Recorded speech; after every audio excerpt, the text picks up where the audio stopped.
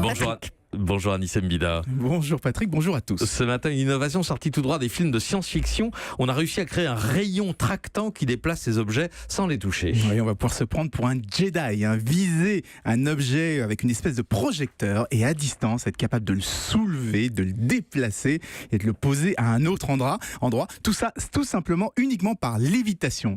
C'est un tour de force vraiment qui vient d'être réalisé par les chercheurs de l'université de Bristol en Angleterre, parce que c'est pas la première fois qu'on arrive à faire léviter des objets, mais jusqu'ici, soit c'était des objets minuscules, 1 millimètre tout au plus, soit on trichait avec des aimants. Et bien là, on a trouvé la première technique de lévitation qui fonctionne avec n'importe quel objet, même des gros. Gros comment? On peut déplacer un rocher ou une personne?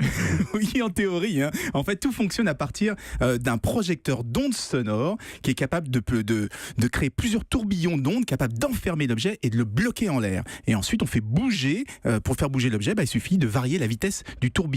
Donc en théorie, avec des projecteurs extrêmement puissants, on pourrait soulever un rocher et le déplacer. Mais ça prendrait énormément de place et ça reviendrait extrêmement cher. Donc c'est plutôt à petite échelle qu'il y aura les applications les plus intéressantes. Lesquelles par exemple? On pense à la chirurgie sans incision. Ça veut dire qu'on pourrait manipuler des caillots de sang directement dans les veines. On pourrait aussi enlever des calculs rénaux. Tout ça à distance sans avoir besoin d'opérer.